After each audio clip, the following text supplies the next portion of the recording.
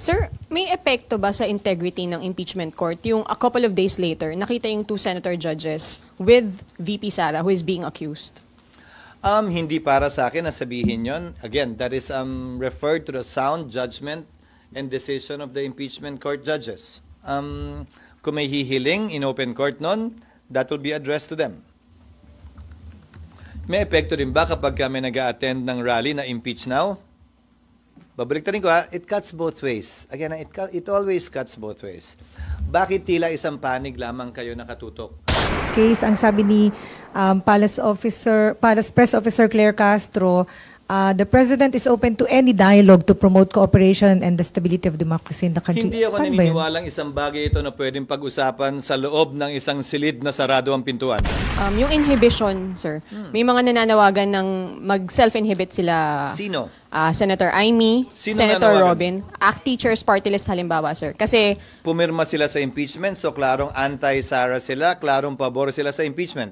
Hindi namin didinggin o papakinggan dahil biased nga sila eh.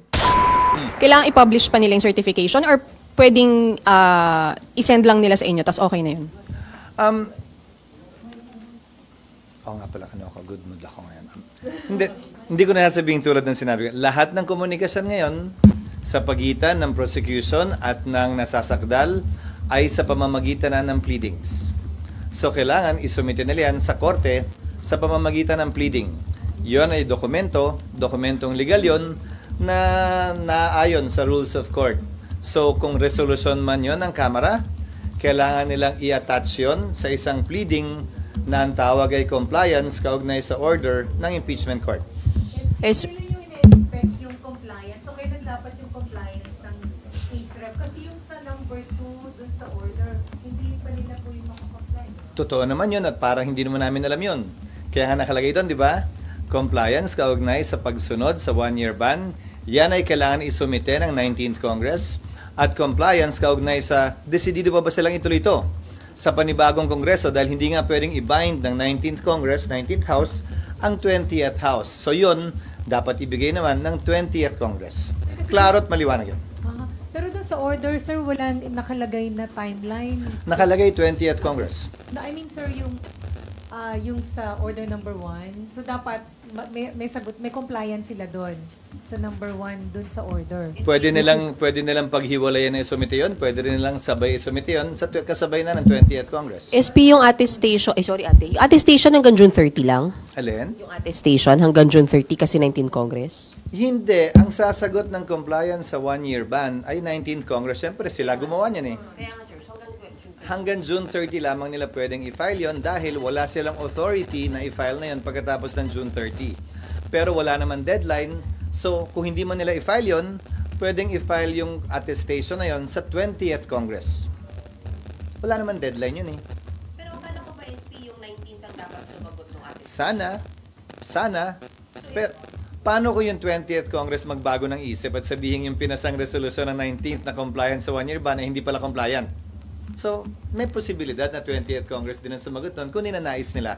Ayokong pangunahan yung 20th House of Representatives. So walang problema SP kung hindi umabot hanggang June 30 yung attestation? Wala, dahil wala rin namang mangyayari dahil aantayin din nga natin yung masagot yung summons at pagdating ng panahong yun na makapagsumite ng reply ang prosecutors ay 2 araw na lamang na iiwan bago mag-lapse yung authority ng prosecutors sa June 30. Sabi ni Congressman Arnan Panaligan, one of the congressman prosecutors, malabo daw yung order, kaya hihingi sila ng clarification. Okay lang, pero hindi siya pwede magsalita sa ngalan ng lahat hanggat wala kami natatanggap na pleading. Ulitin ko, alam kong political process ito, pero hindi na ito madadala sa mga interview, press release, at saka social media post. Kung ano man ang ninanais ng Kamara, dapat sila magsalita in one voice, in unison, sa pamamagitan ng isang pleading na isasubmit sa impeachment court. Hindi pwedeng pa isa-isa silang sasagot at magpapa-interview na lamang at yun yung sasagutin namin pa isa-isa din. We will only answer, if at all, any formal communication submitted through a pleading by the House Prosecution Panel representing the House of Representatives. O tamo, kahit yung tono ko, parang nice, di ba? So, mag-comply, sir, kung hindi sila mag-comply dun sa order, that's defiance. So, anong pwedeng gawin ng Nasa sa kanila yon, pero nakalagay sa isang verbal or oral order bago kami nag-adjourn ay magsischedule ang presiding officer, sino man yon, ng impeachment court sa 20th Congress kapag ka nakapag-comply na ang Kamara at sa panig naman nasakdal ang defendant or respondent dito sa kasong ito sa pamamagitan ng pagsumite ng answer doon sa summons. SP, SP pag hindi sumagot, dahil korte kayo, Sino muna? ang Kamara po, or any of the parties, since court kayo, meron po bang option na ipakontempt nyo po? At kung ipapakontempt, paano po? Buong Kamara ba yun? Kasama yan sa poder, sa power ng impeachment court dahil nga suppletorily applicable ang rules of court. Subalit, magkaiba. Sa parte ng nasasakdal, meron siyang option na hindi sumagot. May procedure din kung sakasakaling gawin yon. Kung hindi siya sumagot, magpapatuloy ang pagdinig, mag-i-enter lamang ng plea of not guilty sa ngalan niya kung sakasakali dahil ang posisyon ng kanyang mga abogado, itong mga nagdaang buwan, ay aantayin daw nila ang desisyon ng Korte Suprema kaugnay sa kasong final nila. Hindi ko alam kung kailan ilalabas yun ng Korte. What about yung House SP Sa ko? panig ng Kamara, desisyon niya ng impeachment court pagdating ng 20th Congress kung may ipapataw na parusa, pero definitely pagpapaliwanagin muna sila kung bakit hindi sila nagsumite ng kanilang compliance. At saka, akala ko ba interesado silang gawin ito? So bakit hindi sila magko-comply? Kumbaga, papasa sa kamay nila kung bakit hindi ito matutuloy kung hindi sila mag-comply. Okay. So, sir, clarification. Walang trial, hindi kayo mag-resume hanggang walang compliance dun sa order. Yon ang oral order na binigay sa impeachment court in open court bago kami nag-adjourn. Pero siyempre, ulitin ko desisyon yan ng 20th Congress, 20th Senate. Ang posibleng magbago yung desisyon, posibleng pareho pa rin yung desisyon. Again, hindi namin pwedeng i-bind yung 20th Congress Senate kaugnay sa mga pagpapasyang ito. Sir, so kailangan pa bang humarap ni VP Sara? Sang-ayon sa aming rules, oo. Pero may karapatan siyang hindi humarap. Kung ayaw niya, magpapatuloy yung pagdinig kahit hindi siya humarap. SP, so hindi kayo magre-resume ng impeachment court if hindi ma-comply yung 1 and 2 sa pag-remand? Depende nga yun sa 20th Congress. Depende yun sa presiding officer ng 20th Congress. Halimbawa, sa aking pananaw, kung hindi magsumite ng sagot si VP Sara, kung hindi mag-comply ang Kamara, at some point in time, kailangan magpatawag ng pagdinig para pagpasahan at pagdesisyonan ng impeachment court yung non-compliance, hindi lamang ng Kamara, pero pati na rin ang nasasakdal. Kung kailan gagawin yon, walang timetable o time period ang nakasaad sa rules namin. Sir, yung inhibition, sir, may mga nananawagan ng mag-self-inhibit sila. Sino? Senator Amy, Sino Senator nanawagan? Robin, ACT Teachers Party List halimbawa, sir. Kasi Pumirma sila sa impeachment, so klarong anti-Sara sila, klarong pabor sila sa impeachment. Ulitin ko ang sagot ko. Anumang panawagan o kahilingan ng sinumang biased na, pabor man o kontra sa impeachment, pabor man o kontra kay VP Sara, hindi namin didinggin o papakinggan dahil biased nga sila eh. At kung may panawagang inhibition dun sa mga pabor kay VP Sara, anti-impeachment, malamang may panawagan ding inhibition dun sa mga ayaw kay VP Sara at saka pabor sa impeachment ng mambabatas. But generally, ang pag-recuse, ang pag-inhibit is voluntary on the part of the impeachment court judge. Nakita na nating nangyari yan sa ibang impeachment na kaso. Kung maalala ninyo, ang defense panel hiniling na mag-inhibit si Senator Judge Drilon nung impeachment ni Chief Justice Corona. Ang desisyon ng impeachment court doon ay hindi yan pwedeng pagbotohan, ni hindi tinake up sa impeachment court dahil voluntary decision yan ng isang impeachment court judge. Ngayon, defense panel ang humiling nun. Dahil duda sila sa sinasabi daw nung panahon yon, masyadong anti-corona daw yung posisyon ng senator judge. Para sa akin, yan din ang i-apply naming president at hindi lang rules kaugnay sa inhibition. It is voluntary on the part of the impeachment court judge at hindi yan pwedeng ipilit sa sino man. Pabor man kay VP Sara o kontra man kay VP Sara. Pabor man sa impeachment o kontra man sa impeachment. unti-unti nyo naman ang nakikita yung mga nagsasalita, hindi ba? Kung kaninong panig sila nakabilang, klaro na anti-Sara, for impeachment sila. Klaro din yung iba na for Sara at anti-impeachment sila. Ang boto na kailangan ay based dun sa number of seats, so based sa 24. So kung marami mag-inhibit kung sakali, maapektuhan yun. Hindi mangyayari yun sa pananaw ko. Hypothetical na naman yan.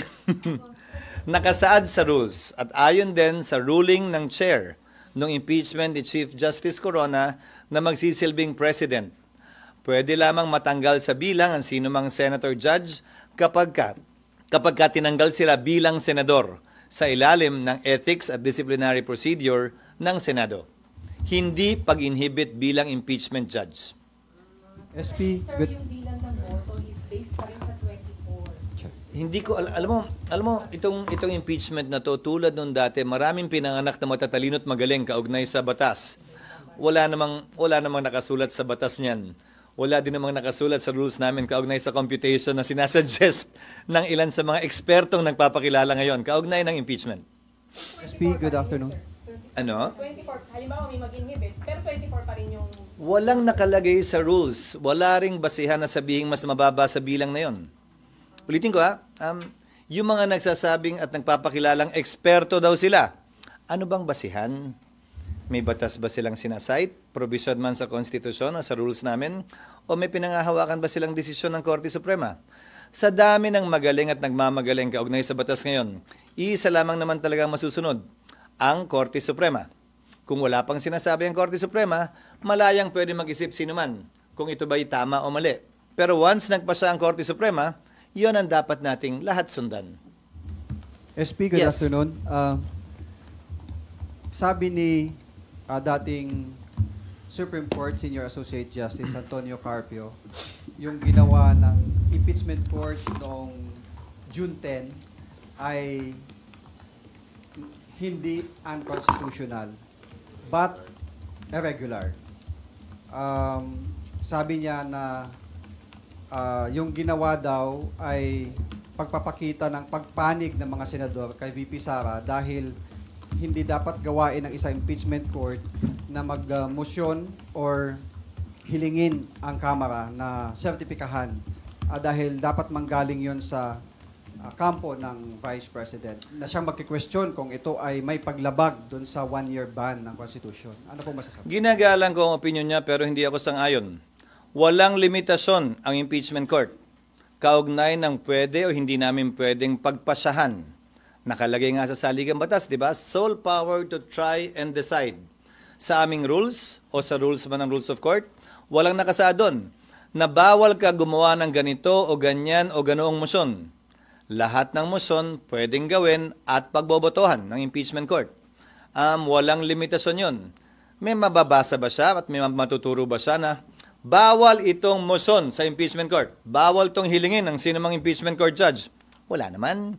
At ulitin ko, bagaman siya'y dating miyembro ng Korte Suprema, hindi siya isa sa magpapasya kung tama nga ba mali ang ginawa ng impeachment court. At hanggang sa ngayon yata, wala pa naman yata nagsasampa ng kaso sa Korte Suprema para questionin yan. Ang proseso ay ito. Kung may ginawa ang Senado o ang Kamara man na hindi naaayon sa konstitusyon sa pananaw mo, sa pananaw ni Justice Carpio, ni naman, malaya silang pwede mag-question sa Korte Suprema. At Korte Suprema magpapasya kung sino nga ba ang tama at mali. Ganyan yung nangyari halimbawa sa one-year ban na hinihiling na impormasyon ng Senado o ng impeachment court sa Kamara. Kinwestiyon yan sa Korte Suprema at nakabinbin ngayon yan sa Korte Suprema. Nagpahayag din po ang grupo ng yung Philippine Constitution Association na posibleng merong grave abuse doon sa discretion, doon sa pagganap ng impeachment court na kanilang tungkulin nang sila ay magdesisyon na ibalik o i-remand yung articles of impeachment. Yan ba yung parehong Philconsa na pinamunuan ni Speaker Martin Romualdez noon? Yan, di ba? Pues, hindi na ako magugulat sa kanilang posisyon. Pero kung sa pananaw nila, ay ito'y hindi naayon sa batas, ulitin ko, malaya silang pwedeng questionin yan sa Korte Suprema na siyang proseso natin sa ilalim ng batas.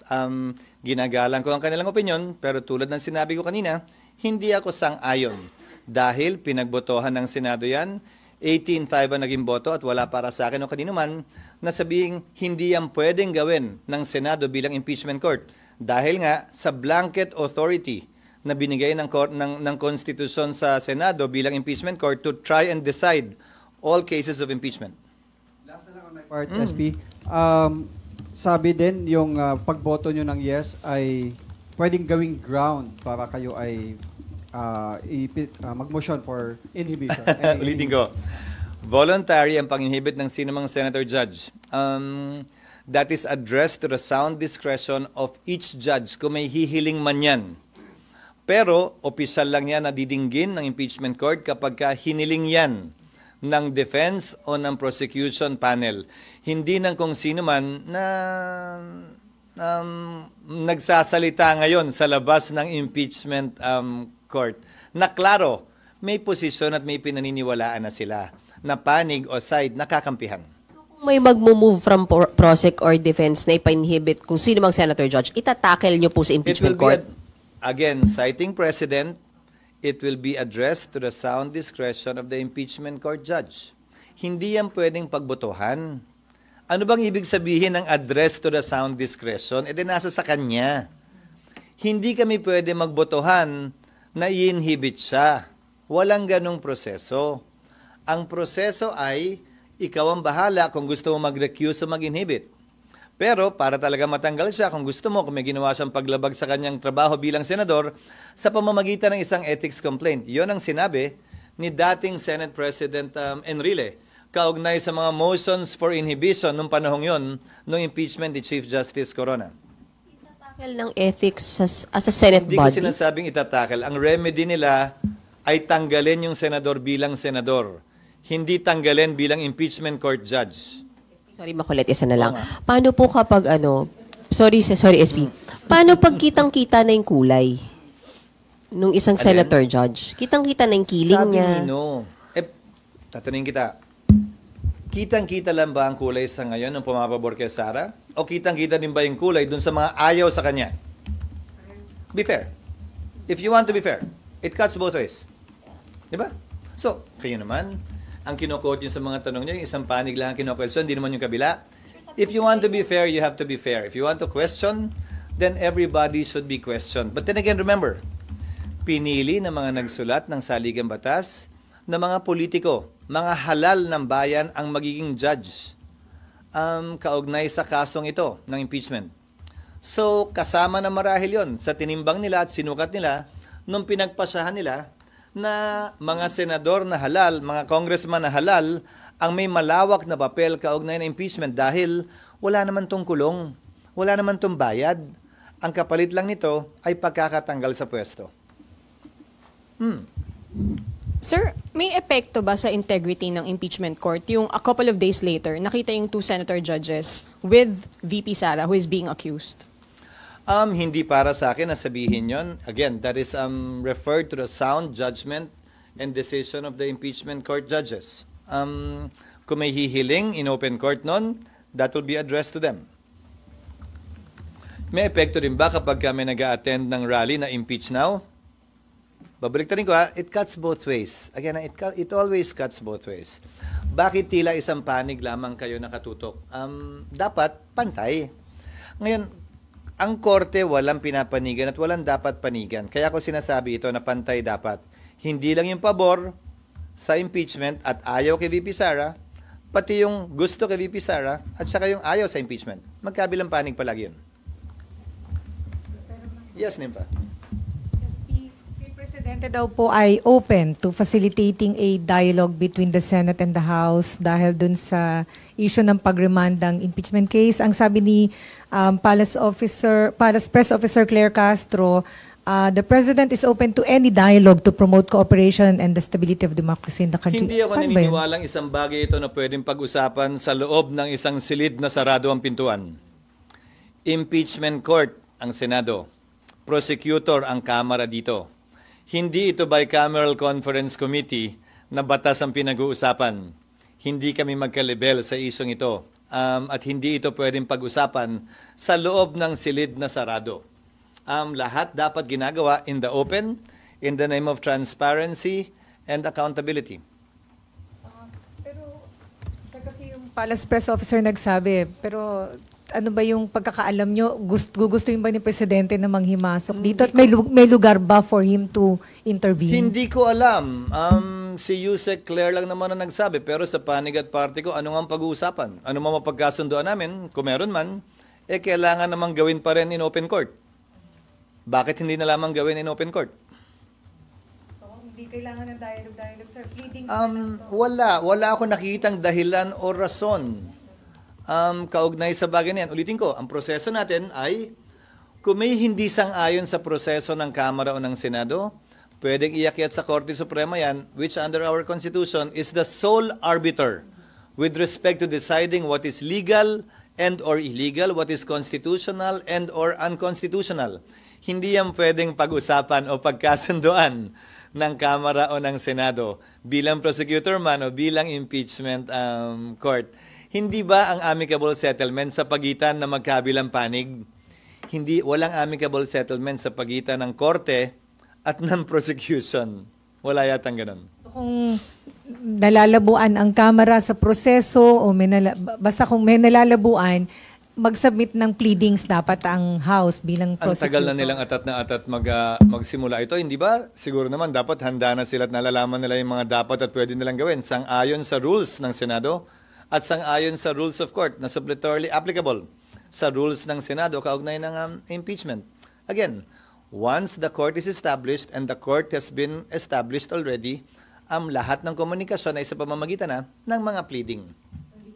Hindi sa pamamagitan ng press release, hindi sa pamamagitan ng meeting o caucus, hindi sa pamamagitan ng social media, kung hindi sa pamamagitan lamang ng pleadings. So, hindi kailangang mamagitan dito ng Presidente, hindi kailangang mamagitan sa Senado at sa Kamara. Wala ako nakikitang pangailangan dahil wala namang kailangan ipagitan. Dahil simple lamang naman, nag-utos ang Senado bilang impeachment court, nag-utos siya hindi lamang sa nasasakdal, pero pati na rin sa prosecution. Kautusan na sa aking pananaw at palagay ay dapat sundan at sundin. Kung hindi, may remedies ang impeachment court, may remedies din naman yung magkabilang panig kung sakasakali. Sir, may polling question si Marlon Ramos.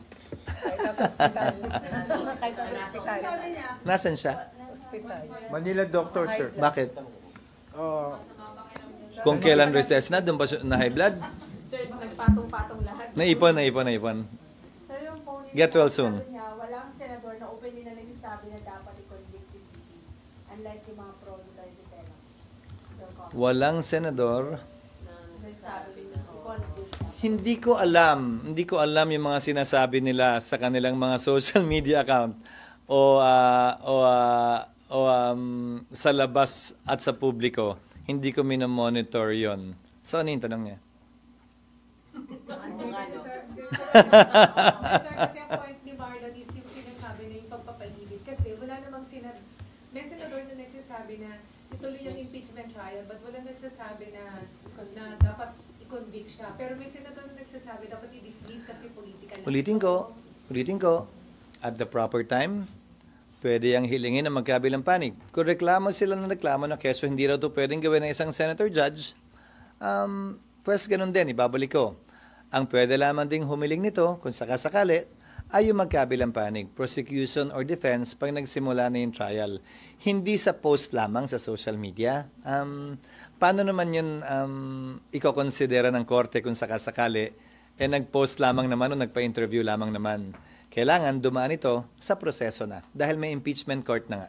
Kailangan ba i-remind ulit sila na dapat hindi nagsasalita kung may feeling man sila sa isa? Hindi para sa akin na sabihin pang muli yun dahil ina-assume dapat na alam ng kada senator judge ang papel na dapat nilang gampanan na siyang papanagutan naman nila sa publikong bumoto rin sa kanila. Malaki. Matanda. Maraming ganun. Kasi niremind nyo sila bago kayo mag-oath ngayon naka-oath na as impeachment. Nung kampanya kasi yun Dahil siyempre, may mga matatanong na kampanya. Pero ngayong nag-convene na, ang assumption, nung binoto nga sila at naging senador sila, kasama sa pwede maging trabaho nila yan. Mga impeachment court judges. Pero di ba mas should be more responsible sa sinasabi and ginagawa because nakapag-oath na nga. Sabi Nino, again, it is addressed to their sound discretion. And kung may magmo-motion sa impeachment court, i-address din nila yun. Sa kanila itatanong kasi yun eh. Pwede ka lang bang mag-issue, sir, ng gag order? Nang Gag order. wala sa kapangyarihan ng presiding officer yun. Sir, other topic lang. Hingin lang pong soundbite sa statement nyo on the Israel-Iran conflict ngayon. Well, ang panawagan at kahilingan namin, tiyakin ang kaligtasan ng ating mga kababayan, hindi lamang sa Iran, hindi lamang sa Israel, pero sa mga karatig bansa na maaaring maapektuhan nitong gera, tawagin na natin gera, sa pagitan ng Iran at ng Israel. Lalo na't ngayon, tigil yata ang regular flight sa bansang Israel. So sana, tiyakin nila ang kaligtasan at mag-schedule ng repatriation flight sa sinumang Pilipino ang nagnanais makauwi muna.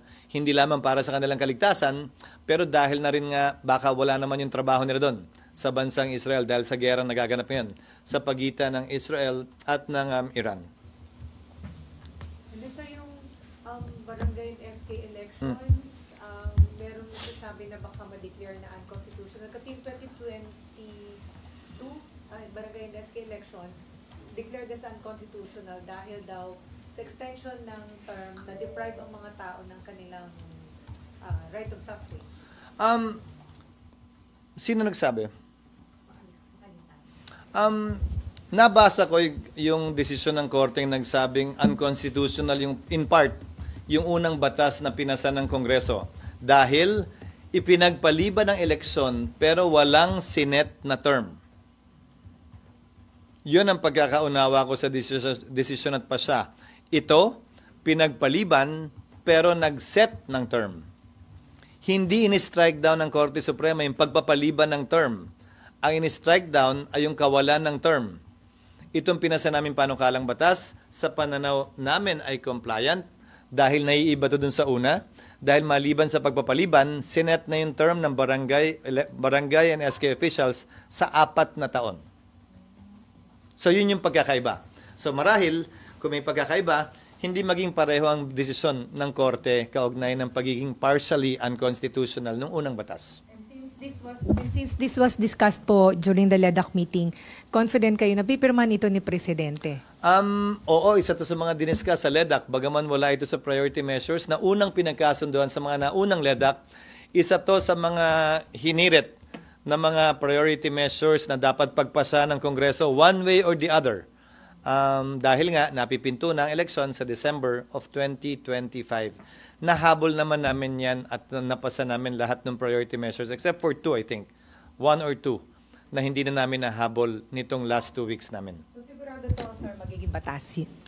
Barring any unforeseen circumstances such as a Supreme Court decision. Again, pananaw ni Attorney Macalintal yan na ginagalang ko. Pananaw ko din to. Pero sa dulo, Korte Suprema magpapasya kung may mag-aakyat ng kaso doon kaugnay sa constitutionality ng batas na ito. SP, last na lang. Statement Sure. for the upcoming BARM minister elections on October.